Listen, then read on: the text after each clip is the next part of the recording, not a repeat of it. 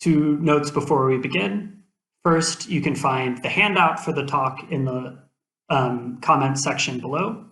And second, you can find a link to the longer paper as well, in case you're interested in reading it. I thank you in advance for your comments and feedback. So in this talk, I'll be talking about the right to emigrate. By the right to emigrate, I mean a moral claim right to physically leave a state's territory. And I'm going to argue for three theses. First, that it's surprisingly difficult to justify the right to immigrate. Existing justifications are at best incomplete. Second, that considerations of relational equality can help better ground this right. And third, that the resultant egalitarian argument for the right to immigrate implies a limited, though distinctive, right to immigrate. I'll start with the negative argument.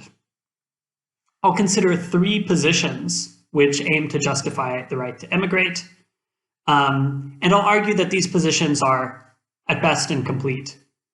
My claim won't necessarily be that we should reject these positions. It's just that they leave out, I think, an important part of the story. So consider a first view of the right to immigrate. According to this view, the function of the right to immigrate is to secure people's basic rights. When one's basic rights are violated, one has a claim to move states and seek the protection of those rights elsewhere. Now, I think this theory is extremely appealing. It adequately explains why refugees and other necessitous migrants have claims to move and seek protection. The problem I just want to highlight is that this theory is limited in scope. It can't explain why the citizens of affluent democracies have a right to immigrate, if they do. For example, it can't explain why the citizens of Norway have a right to immigrate. Their basic rights aren't usually threatened. In fact, there's probably few places that they're so well protected. So I think while this account is an important part of the story of the right to immigrate, it can't be the whole story. So let's consider a second and much broader view. On this view, people have fundamental interests in freedom of movement. Autonomy interests, for example, interests in associative attachment, etc. These general interests ground a completely general right to freedom of global movement. And this entails, as a constitutive part of it, a right to immigrate. Now, I too find this theory to be somewhat appealing. I'm not going to take a stance on whether it's the correct theory. The problem with it is, I think, that it can't coherently explain the distinctiveness of claims to immigrate. The account rests on positive interests in pursuing one's attachments, projects, and plans elsewhere. And as such, it lacks a general account of the distinctively backward-looking interests a person might have in leaving one's state. So I think even if we endorse this account, we have reason to believe it's leaving out an important picture, part of the picture of the right to immigrate. Now let's consider a third account that attempts to fill in this picture. This account I call voluntarism. On this account, having a right to immigrate is a necessary condition on the existence of political authority and political obligation. This account goes back to Locke, and on Locke's view, people tacitly consent to the state's rule through their continued residence. But this consent, one might think, is only valid if it's freely given, and it's only freely given if people have a right to refuse, a right to immigrate and leave the state's territory. Now, this account has a storied history, and it too has a bit of appeal, I think. But the main problem with the account is just that I don't think that residence, even if we have a right to immigrate, constitutes a valid form of tacit consent. This is because I think consent, even in this case, given the substantial costs attached to exit, is not sufficiently voluntary. So I've given you a brief preview of why I think some prominent accounts of the right to exit fail. I haven't considered all accounts. But I hope I've done enough to motivate the claim that we should look for an alternative basis for the right to immigrate. And in the next part of the talk, I'm going to briefly sketch an argument of this kind.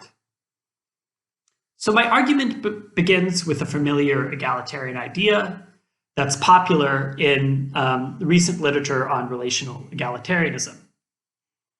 And this is the claim that we have complaints against standing in hierarchical or deeply stratified social relations with other people.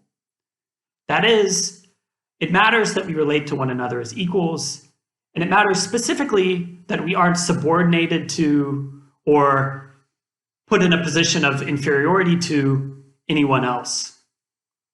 This kind of view of equality has been defended by people like Niko Kolodny, Elizabeth Anderson, and Daniel Viehoff. And the paradigm it aims to capture, in which the sort of intuitions behind it are most clear, are cases of caste and bondage, wherein one is subject to a sort of socially entrenched hierarchy with stratified social positions. Now, I'm just going to be assuming this account and exploring its consequences rather than offering an argument for it. Let me highlight one important feature of this account first. On this relational view of equality, social hierarchies or problematic relations of subordination only exist when there are genuine social relations between people. There's no hierarchy between you and some distant but very powerful Martians, and there's no hierarchy between you and, say, the Roman Emperor Diocletian. So claims against hierarchy or claims against inferiority presuppose, as it were, genuine social relationships. Now, I've introduced the idea of a claim against inferiority or hierarchy, but let me say a little bit about what constitutes a kind of social hierarchy. And what I say here will be admittedly brief and sketchy. There are different ways to fill in the details, but I don't think most of those ways will matter for the result I want to get. In my view, drawing largely on the work of Niko Kolodny, unequal social relations of a problematically hierarchical kind obtain in virtue of two factors. The first is disparities in power.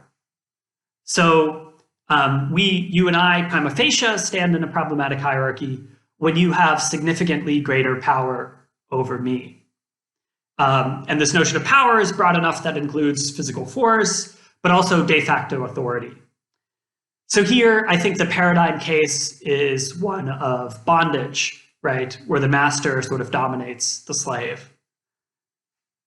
A second way to stand in a problematic social hierarchy is to be subject to relations of unequal social status. And these obtain in virtue of widely entrenched social norms which bestow upon some people greater consideration than others.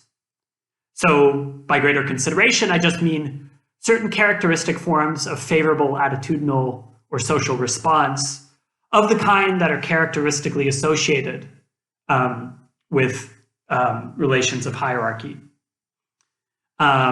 Here, some primary examples might include the deference that people are shown, people who are higher caste, for example, are shown. And the general paradigm of social status inequality here is one of caste relationship, or sort of the social distinctions that are made within feudal ranks. Now, let me make one important qualification about these views. My claim isn't that all relationships of unequal power and unequal status give rise to an all things considered complaint. This is because these inequalities can be tempered or made less problematic by the presence of certain factors, such as being limited in scope or duration, one's power being subject to higher order control, or the power being avoidable without cost. The claim is just where these kinds of tempering considerations are absent, we have a prima facie claim against hierarchy. Now, drawing on this idea, relational egalitarians typically suggest that it provides a pungent diagnosis of part of the problem with political rule. This is because states wield vastly greater power and authority over their subjects. But the state's power is just the power of those who govern it: public officials, representatives, heads of state, etc. They, the thought goes, wield asymmetric power over the rest of us. But the state's power is not bound by the kind of temporary factors that we find in other social relationships. It's largely unlimited. The state exerts vast control over our lives, and it's difficult to avoid without cost.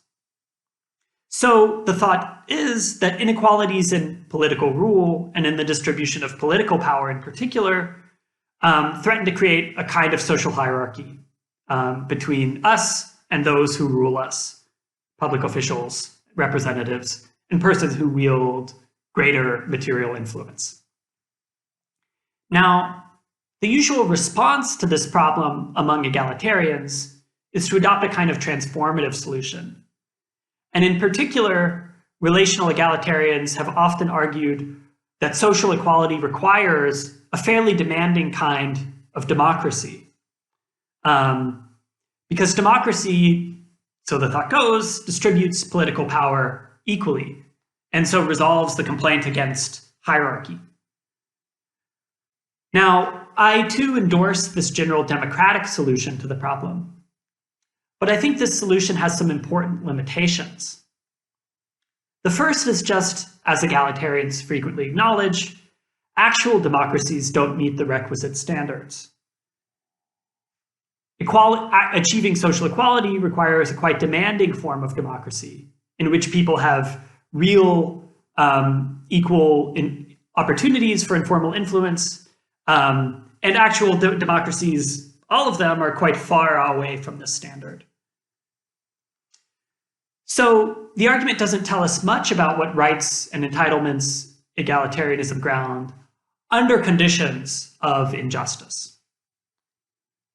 The second point is that even an ideal democracy would still contain perhaps a great deal of political inequality. This is because democracy might equalize power between voters, but plausible forms of democracy are representative. And democracies don't equalize power between us and representatives. They may, as egalitarians have argued, temper those power inequalities by giving us a share of higher order control over representatives and bureaucrats who run the state.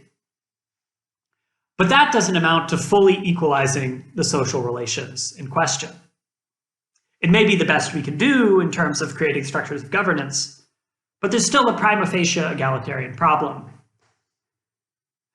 So, drawing on these limitations of the egalitarian solution, I'm going to make the case for why I think the right to immigrate can serve as an important supplement and corrective to egalitarian theories. And I'm going to make two kinds of arguments for this position. The first argument I call the remedial argument.